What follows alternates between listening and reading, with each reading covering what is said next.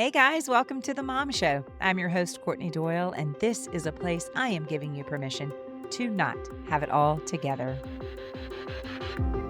Today's episode, my guest is Patricia Cameron, a mom whose life was turned upside down the day her husband collapsed unexpectedly, leaving her to raise 3 boys on her own. What followed was a journey through deep grief, hard questions, and unimaginable loss, but also unexpected joy. In this powerful episode, Patricia shares how God met her in the chaos, how community became the hands and feet of Jesus, and how joy began to return in the most ordinary of moments. Whether you're walking through grief, loss, or just feel like life hasn't turned out the way you thought it would, Patricia's story will remind you that you're not alone and that Jesus really can bring life even after the darkest seasons. Here's my friend, Patricia. Hey guys, welcome back to the show. My guest today is Patricia Cameron, and as we are doing Help, I'm a mom who, and I'm letting my guest fill in the blank. Patricia, you're up. Okay, I am a mom whose world turned upside down one morning when my husband collapsed on the high school track. Our boys were 13, 10, and 8 at the time. I remember telling Wow. them to pray, believing that God would heal him, and they fully expected him to do so. Mhm. But that was not our story. He passed away 5 days later. Were y'all on the track together as a family? No, he had gone to run and work out with some friends from work. And so our friends, his boss, who was also our neighbor, he and his wife showed up at my door to tell me we needed to go to the hospital. And so they rushed me there. And so how old was your husband when that happened? Because your boys were pretty young. Yeah, he was 45. So he was pretty Wow. young. Any health issues prior to this? Was there any warning that something was not right? No, there was no warning. He was diabetic, but they assured me at the hospital that was not the cause, that it was just an Mhm. electric event that caused it. And the bottom line was that there was just too much oxygen to the brain between the time he collapsed and when they got support for him. Wow. But they did every And test in the book to try to determine if there was any brain activity. In the end, there wasn't. Anyway, at 45, and now you've got 3 young children that have prayed for a miracle. God, heal my daddy, and that's not the situation. Let me ask you this. How did this impact your identity as a mom in this moment? I will first say that I am no stranger to grief. I had several things happen in my life prior to this, but this turned my world upside down. I had a dad that had a debilitating accident when I was 5. He lost both legs in that accident. And he taught me that overcoming obstacles was just something you did. He's 92 today. I was heartbroken over a unwanted divorce when I was 25, and I grieved that for years. And my nephew was brutally beaten and murdered when he was 6 by a stepfather. And we also suffered 4 miscarriages and an infant death of our daughter. She died at birth, and we knew that because of a condition she had, she would not live once she was born. But we had 4 miscarriages and then that, and then I lost my best friend to cancer after a 5-year battle. But like I said, when my husband passed away, my world was just upside down. I was thrown into an environment where I had no clue what to do. I had Mhm. felt all joy had just been sucked right out of my life. And quickly, as most moms do, went into survival mode. Taking care of the boys, managing the house, keeping up with work tasks and schedules, Mhm. trying to keep our lives as normal as possible. Yeah. And that's a little difficult. Things were not normal at home.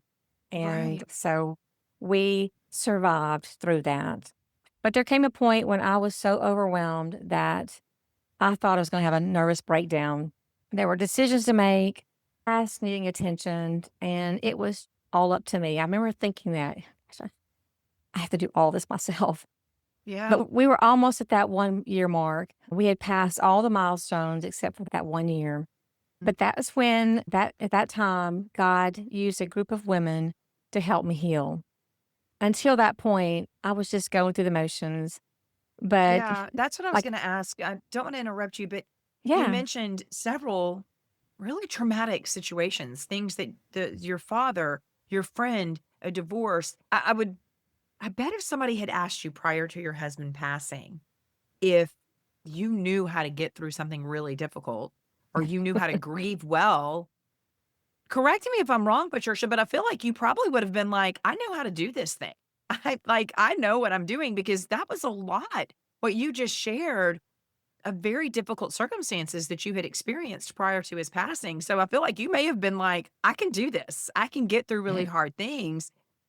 But what you're saying is this was different, it was and this different. was much harder than anything you had expected. Take me back before we go forward. What did grief look like in those early days with 3 boys and the loss of your husband? It felt a little chaotic. Like I said, we were just really busy. But I did have people who stepped in and helped us and provided for us. Had a friend helping a friend, actually he was our pastor at the time. He offered to help me come up with a budget, how to figure out our financial situation, so he helped Yeah. me with that. I had a another guy that came by that he had a ministry to widows, which we all hate that word. Nobody wants to be called a widow, but he would come by and mow our lawn, and he said, "Until your boys learn how to do it, I will Mm. do it." And so he did for about a year, and he taught my boys how to mow. Wow. So I again, people like him stepped in. I had a few neighbor that our backyard bumped up to his side yard, and he would come over it unexpectedly, and he would just bring me a bag of white perch fish. Oh, and he's like, "Went fishing today." And so I learned how to cook white perch because, of his gesture, and matter of fact, he told me how to cook it, but and my boys loved it. So, Yeah. again, those are those seem small, but they were just, again, like those women at that retreat, they were the hands and feet of Jesus. I had another friend, I didn't really know her very well at the time, but now she's a good friend, and she's helped me on both my book launches. But she just would bring us something for every holiday, especially Father's Day. She always would brought us chocolates or just something that we could enjoy as a family. So I experienced people like that just being Jesus to us. So, Wow. but as far as them, some of it I didn't even realize at the time because they didn't share a lot early on.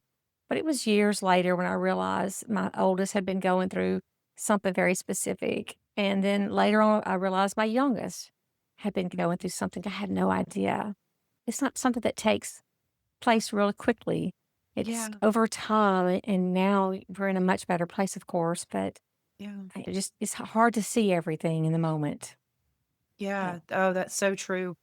When you started to realize that the kiddos were struggling in different manners, did you ever find yourself blaming yourself for not seeing it all and not Oh, being able yeah. to do it all?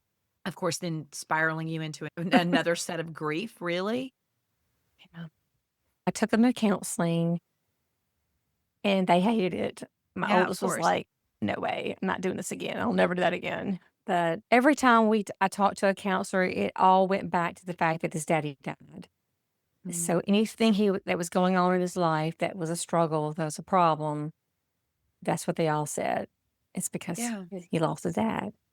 You don't although people were good to us, that no one could replace that. Right. There's just a void in our lives, and he wasn't there. Mhm. But, yeah, I Mhm. felt so inadequate, and I felt like I couldn't do anything right for a time.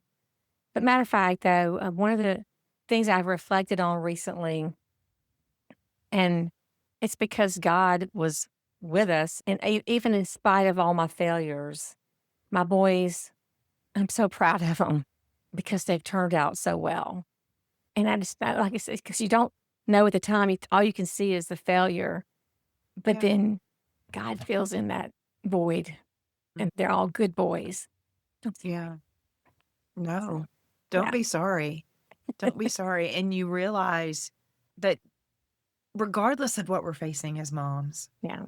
we're human. We all are Yeah. falling short and we're all going to make mistakes. And then God's like, I've got this. I've got Yeah. them. So you're saying that you felt like you were struggling in motherhood, of course, after this loss. What are some of the lies that you were believing about yourself and about being a mom? What were some of the lies that you were hearing? And then I'm going to ask you, after you tell me the lies, what was the truth that God spoke to you in those places? So Oh, let's start wow. with the lies. Okay. When I married Matthew, I had been through a lot already before. I remember thinking, surely nothing else is going to happen to me because I've already been through so much. But Yeah. Matthew, he'd never really been through any kind of trial that I knew of. And so I thought if something's going to happen, he's going to be in the trial. Yeah, This, you've done this the is trial, right? this I've is checked weird that box, thinking. This Lord. is strange thinking, I know. And I do remember in our marriage, I remember thinking, gosh, if something happened to me, he's going to be fine. He is self sufficient. He's strong. He's got it together. And I remember thinking, if anything ever happened to him, I wouldn't be able to handle it. And then here I was having to handle it. Mm, But I guess I tried so hard to say all the right things and do all the right things.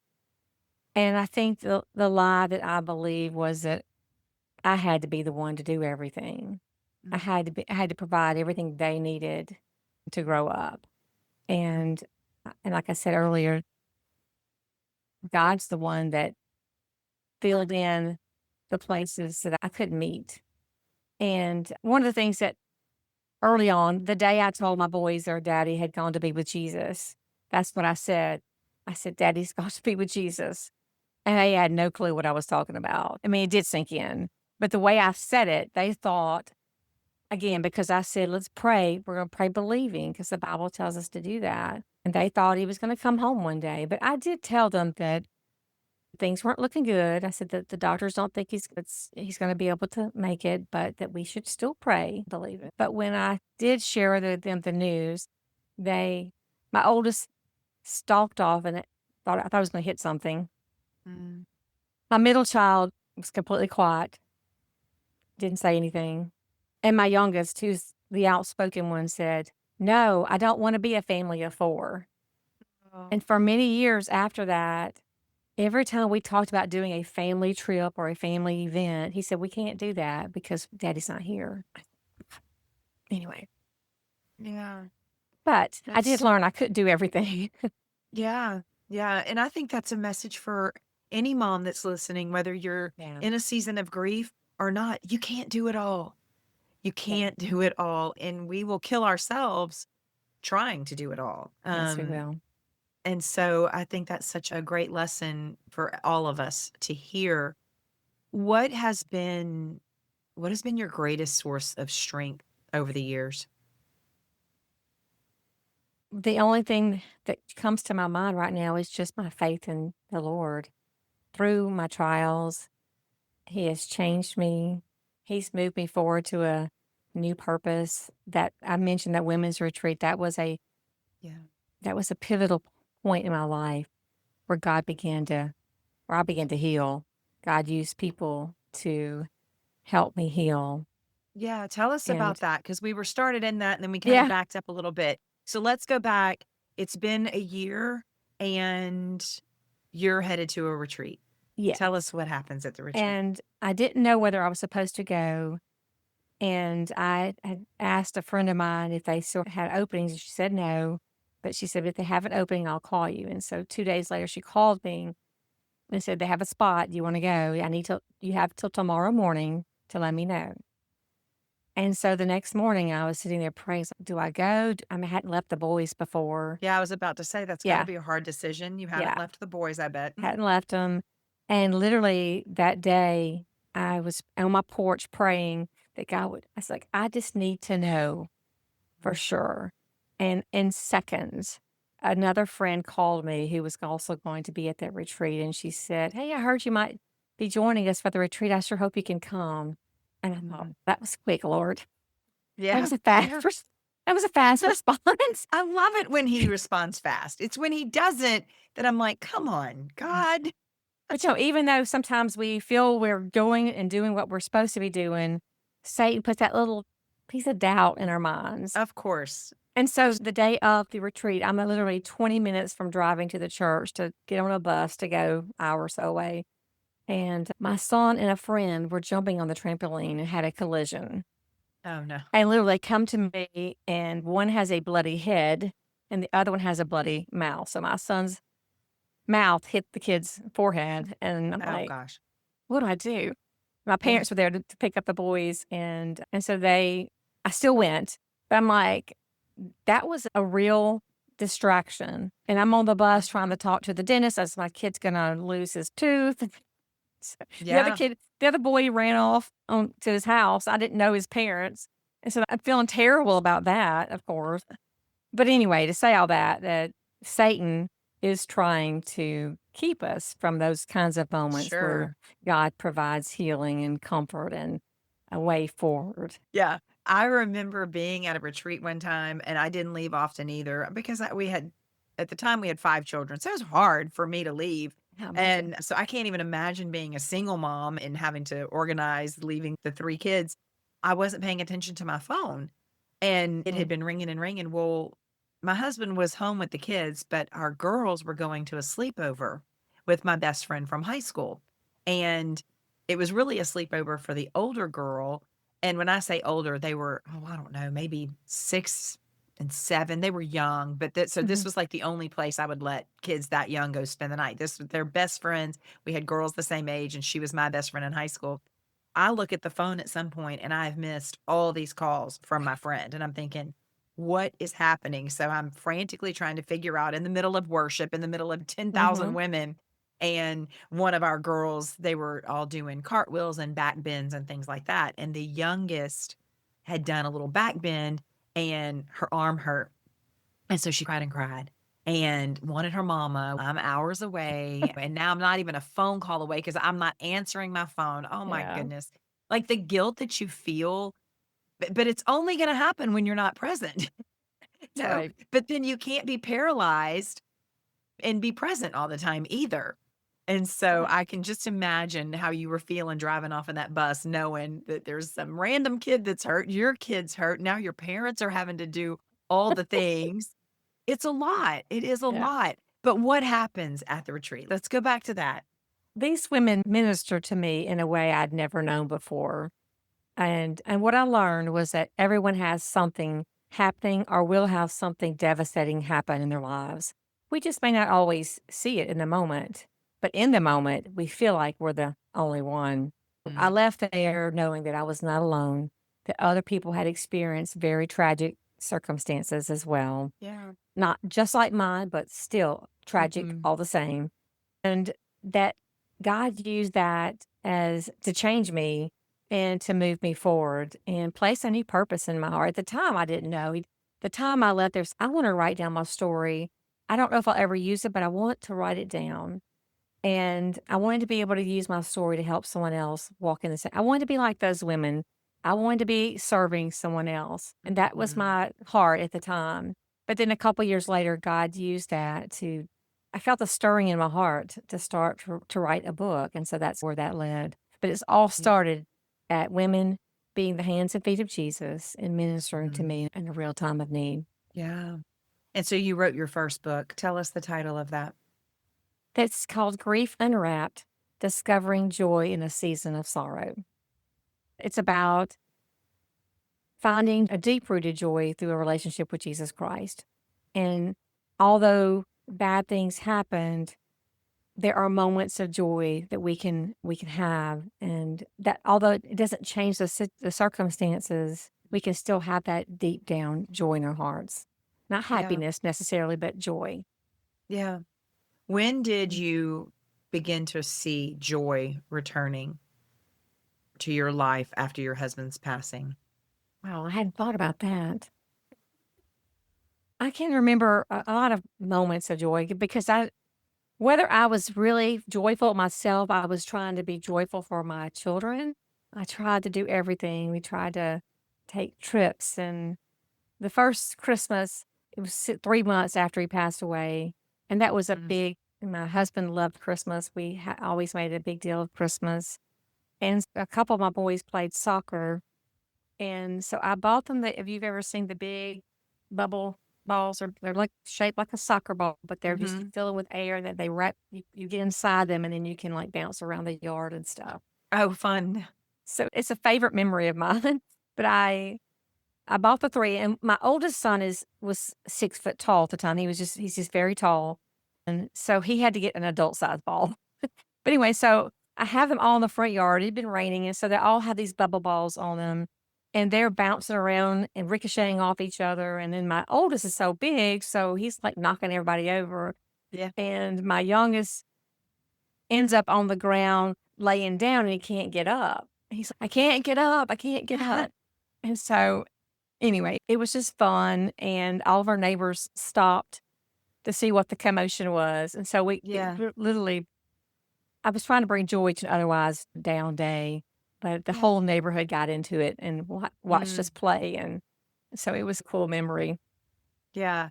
And I think that there's something about a child's joy that Yeah, can spark that joy in us too. Because as a mom who's lost her spouse, you've lost your children's father, you are carrying the weight of that grief.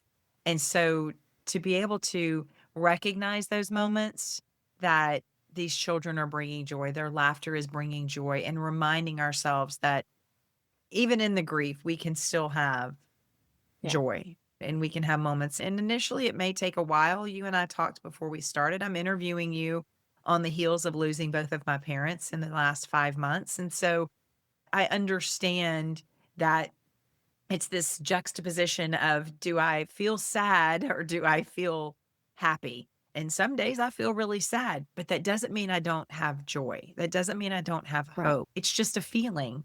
And how did you wrestle those feelings? And how did you teach your kids, hey, those feelings are normal and they're welcome, but we don't stay there, and but we have to go through it. Like you can't, there's no way to skirt around facing this kind of grief. How'd you parent through that?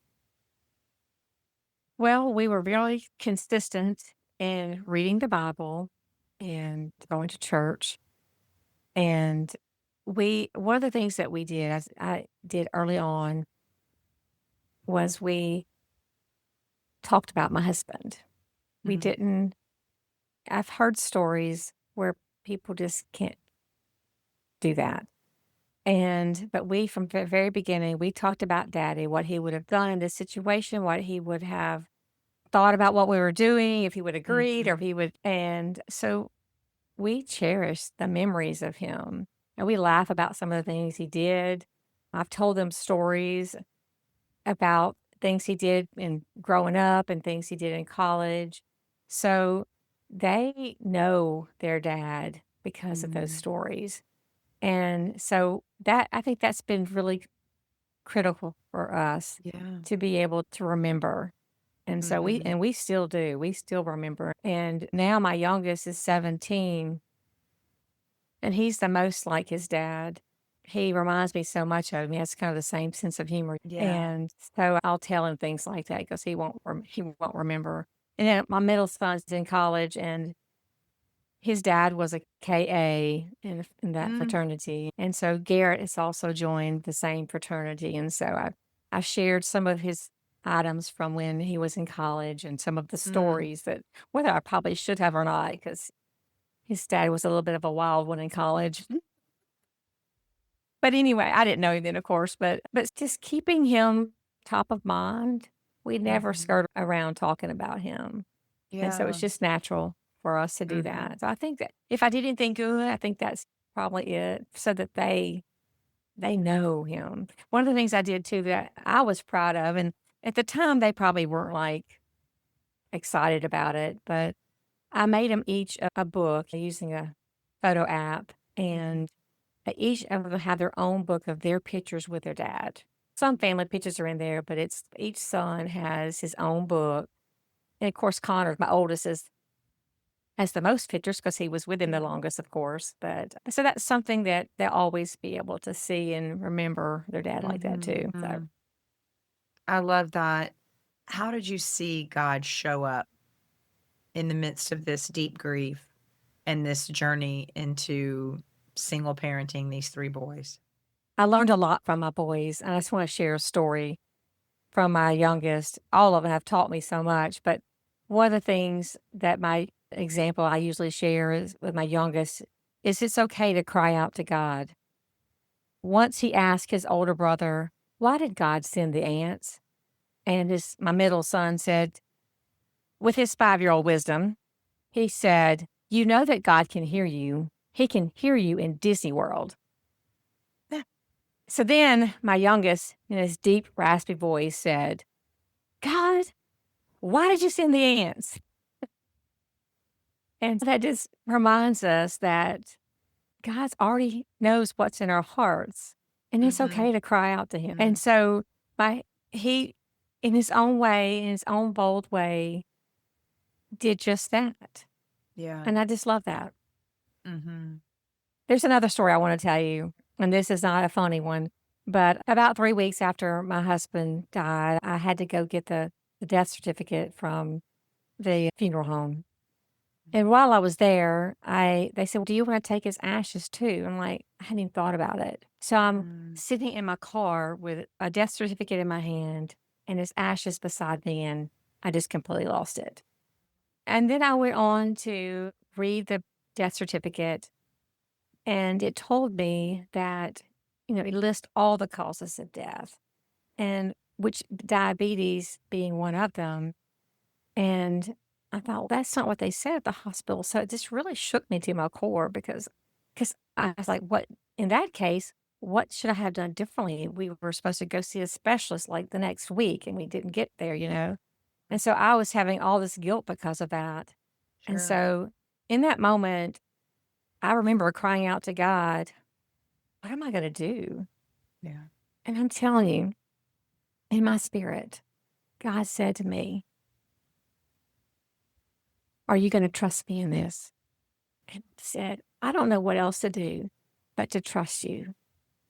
But God's presence was very real to me in that moment. And it has been, of course, through all these years. But to have God remind me that I can still trust him. It's not about what I can handle or not handle. It's about trusting him to take care of the details. So Mm. that's how I saw God that day, and of course many times since then. Which has That's it. led you to another book. So tell Yes. us about your second book. My second book, the idea came about in the middle of writing the first book. And so I just sat on it for a while. But I wanted to talk about how God's presence is with us because again, you just mentioned it and I experienced God's presence through this trial. But I wanted to be able to share how he is with us all the time. Yeah. And so I'd been talking with some different people and I ended up with about 12 different stories from others about how God showed up in their lives in different circumstances. And so that's what I did. I interviewed people and I shared some of our stories as well. And my boys are in it as well. And they've had to review it because I didn't want to do anything that they wouldn't agree to. But Right. they have been so supportive. They have been so supportive. So I'm Mhm. blessed by that. But that's where it came from is just sharing what others have experienced. And it's not about just the big things, the miracles that we see happen. It's about God being in the little parts of our day, or sometimes it's Mhm. big, but God showing up. One of my favorite stories in there is a friend of mine who was divorced. Her husband was a serial cheater, and she'd been divorced for 20 years. It all happened for the whole marriage, but she'd been divorced for 20 years, and she still was lived life a bitter, without joy type of person.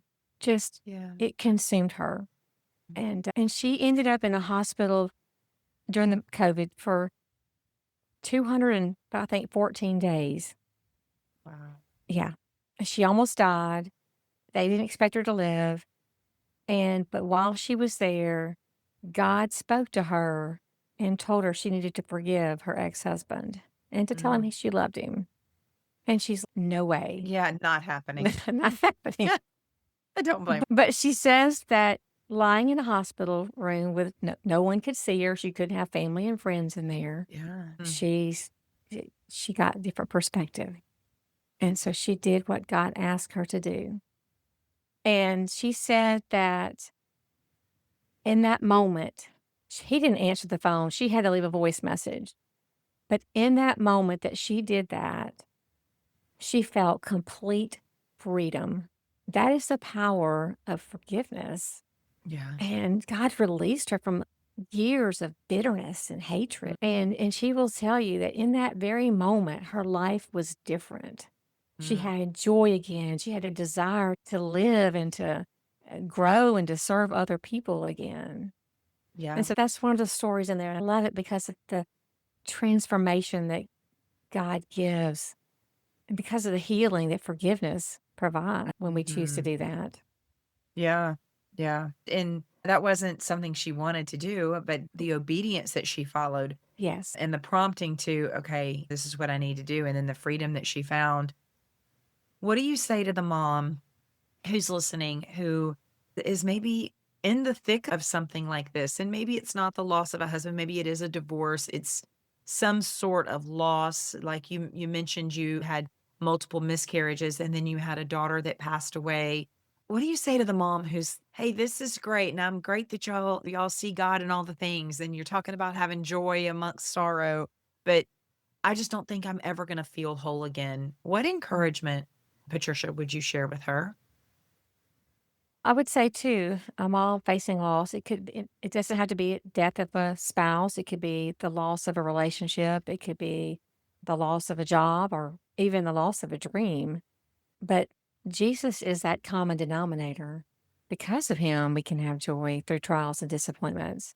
Because of him, we can overcome because he's by our side. Mhm. And because of him, let his presence transform us. Mm. Because if we will, again, be obedient like my friend or open, he will do the transformation.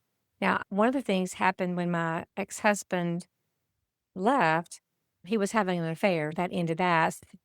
But I remember during that time after he left, God used that time to change me. I drew closer to the Lord. I began to be consistent about my Bible study and my prayer time, and God changed me. I became a person who was dependent on another person in the relationship to a person who was confident in herself because of who she had with the Lord. Yeah. And so I was changed. And then 7 years later, again, we don't know how God is always working behind the scenes, but 7 years later, I got a phone call from the other person in the relationship, in the affair, who called to tell me that she had given her life to the Lord and she was calling me to ask for my forgiveness in her part in breaking up my marriage. Wow. Now, that took a lot of courage.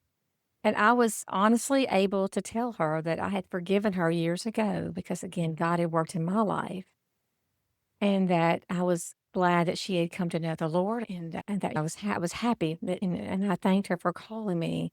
But because of something terrible that happened, God Mhm. changed me. I was not the same person I'd been, and God Yeah. changed her, and she was not the same person she'd been either. So Mhm. that's what God can do and will do if we will allow Him to work like that. I would just also encourage women, moms, to remember that He is in our challenges. He's in the big stuff. He's in the small stuff. He's in the everyday moments of our Mm. lives. A lot of times we look at the gifts of healing or the miraculous Yeah. instead of looking at the Spirit's ordinary work of Mm. giving peace, joy, and hope in our lives. And so I would encourage us not to overlook that because He is the light in our darkness. Mm. That's such a great encouragement. I close out every episode with asking, is there something specific that you're praying for that we could join you in prayer? And do you have a favorite scripture that you would share with the listeners? Okay. My favorite scripture is John 10:10. And of course, the first part of that verse says that Satan has come to kill, steal, and destroy. And that depicts our lives many times. We feel beaten down, discouraged, without hope. Our joy is stolen. but Jesus changes everything. He wants us to live a joyful life. And the second part of that verse says, I have come that you may have life and have it to the full. So he wants us to have that life. Yeah. And the other thing that's I probably should have started with, it's heavy on my heart because I have a dear friend who just passed away this morning from cancer that we only knew about less than a month ago. But the upside of that is that she is now in the presence of Jesus. And so she can have that the fullest life. I remember people saying that about Matthew when he passed away, that he was a man that was full of life, big T's, life of the party kind of guy, always having fun.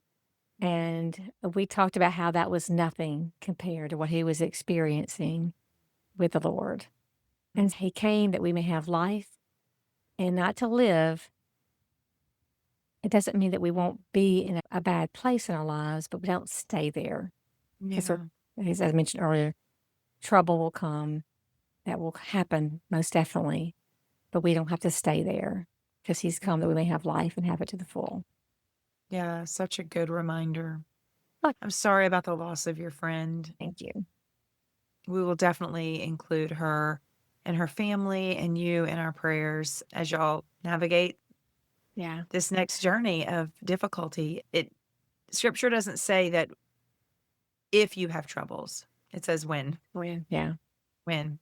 And your advice and your encouragement to stay connected to your faith and to make that the bedrock of whatever you're facing is such a good reminder and encouragement for all of us. And I love that this next book is going to point out all the ways of us opening our eyes and being aware of God's presence in the little things and in the big things. We don't want to wait until we're so desperate for God to finally call out to God. He's going to show up in our desperation, but it's also very comforting whenever we establish that relationship, which was told so well by your middle son when he said, God's even at Disney. And big brother ministering to little brother, like, you can ask him about the ants. And so as moms, teaching our kids that, hey, you know what? God's in your curiosity too. And it's okay to ask all the questions is such a great reminder. Hey, one more quick story about my son. We just got a new dog. And so we had an old dog, we had a new dog, and my youngest is sitting in between them on the floor. He's like, I feel surrounded by joy. And that was so simple, but everything he needed was right. Give him joy was right there. And everything we need to give us joy is right within our reach. We'll only receive it. Yeah. Out of the mouth of babes. That's right. That's right. What a good reminder. What a good reminder. Thank you so much for sharing your story and your encouragement. I appreciate it. And I know the listeners are going to be so blessed. Thank you, Courtney. Thanks so much for listening to The Mom Show with Courtney Doyle. Remember to check the show notes for any links, books, or resources that are mentioned in each episode. We want to be sure this blesses other mothers. And in order to do this, if you're listening via podcast, be sure that you like and share. If you could write a review, that would be fantastic. It helps us get in front of other moms. If you're watching via YouTube, be sure to hit that subscribe button. This way, you won't ever miss an episode. We want to make sure that we increase our reach to other mothers who need a little encouragement, a community, and a whole lot of Jesus. We're so glad you're here.